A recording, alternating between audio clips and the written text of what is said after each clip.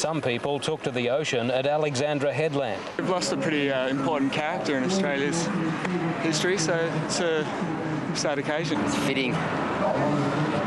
It's such a shame to see him go. Mother Nature's worse off without him. Board riders and Australia Zoo staff combined for a minute's silence. Steve Irwin loves surfing.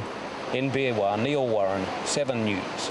But first, Terry Irwin has spoken of the loss of the man she called the love of her life. In a statement read by Steve's dad, she thanked the thousands who offered their condolences, and she's decided his public memorial will be held where Steve felt most comfortable, the Crocodile Pen at Australia Zoo. Steve Irwin loved his Crocoseum, and fittingly it's where people will gather next week to honour an extraordinary life. It will probably be 40 minutes long, and it will be a tribute to Steve in the way that he would have enjoyed it. Bob Irwin read a statement from Terry Irwin thanking the public for their overwhelming love and support, explaining how the 5,500-seat Crocoseum, while small, was in the end the only choice. So that people will be able to gather and pay their last respects to my soulmate and our wildlife warrior. The multi-million-dollar Australia Zoo showpiece is where Steve Irwin entertained like no other. Next Wednesday morning, it'll be the centre for a memorial service headlined by the Croc Hunters' favourite singer-songwriter. John Williamson will probably sing 1 or 2 songs that Steve really loved and are very Australian. What was his favourite? He loved True Blue. True blue is a man you, is it me and you, Mum and Dad? Plans to hold the service at Suncorp Stadium and the Brisbane Entertainment Centre were shelved this morning. Because so many now won't be able to attend the service, there are plans to erect giant screens both here at the zoo and in Brisbane. The service will be beamed live into Asia and the United States. 3,000 tickets will be released free of charge on Friday morning through Ticketek and Australia Zoo. Jamie Rule, 10 News. So many people wanted to find out more, some news websites couldn't cope and crashed. Many people paid tribute to the star online, and flowers were laid at the entrance of his Australia Zoo on Queensland's Sunshine Coast. The world seemed to stop, so what makes some people have such an impact? Before Steve Irwin, there was another outback larrikin that wrestled crocs. American audiences also loved Mick Dundee, Paul Hogan's character in the Crocodile Dundee film. How do you like your go in? Paul Hogan was so popular overseas that he became the face of Australian tourism. I'll slip an extra shrimp on the barbie for you. Then there's Dame Edna Everage, a comical Melbourne housewife who dresses in wild outfits and colourful glasses.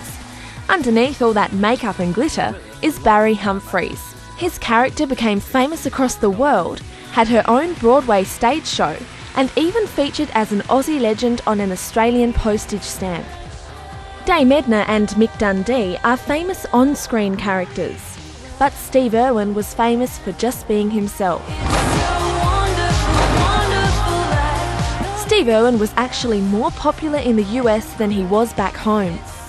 His show, The Crocodile Hunter, on the Discovery Channel, was a ratings winner. Well, he was certainly a character, and I think he represented the best of Australia. He's maybe an extreme example of what Australians are like. But it took a little longer for Australians to warm to him. And yet back here in my own country, some people find me a little bit embarrassing. You know, there's this, they kind of cringe, you know, because I'm coming out with crikey and have a look at this little beauty, crikey. Steve believed he had a special gift with animals, but he still knew his job was risky. He had plenty of close calls with dangerous animals and had been bitten by snakes and crocs. So what went wrong this time? Steve Irwin was being filmed as he swam above a stingray off Port Douglas in Queensland. The cameraman was in front of it, and some experts believe it may have felt trapped and struck Irwin with its barb in self-defence. Attacks like this are really rare. In the past 10 years, there have only been 17 deaths from stingrays across the world. Steve Irwin was more than just a TV star and croc hunter. He was a passionate conservationist. Instead of living the superstar lifestyle, he put his money into buying habitat to protect wildlife. His conservation work is sure to continue through donations to his wildlife charity and through his family, which has vowed to carry on his good work. The public memorial for Steve Irwin will be held next Wednesday morning at the place closest to his heart, Australia Zoo. His widow Terry says that's where he would have wanted it.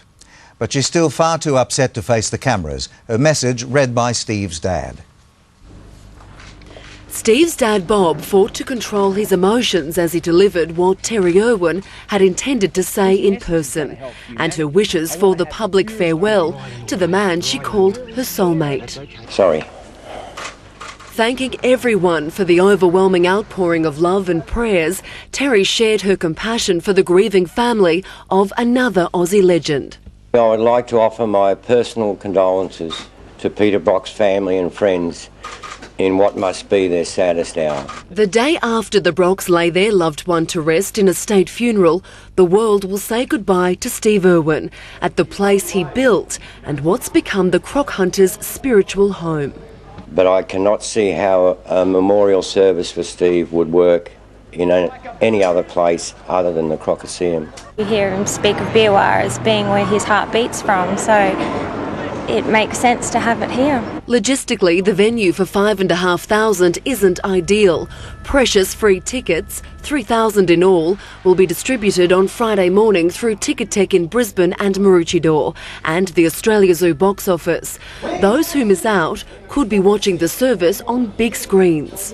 Steve's millions of fans around the world will also be watching the memorial to be broadcast live across America and Asia. And just the way Steve would have wanted, the 40-minute service will be unashamedly Australian. Country superstar John Williamson confirmed to perform the song which best describes the way Steve Irwin lived. He loved True Blue. Hey, True Blue, don't say you're gone. Sarah Harris, National 9 News.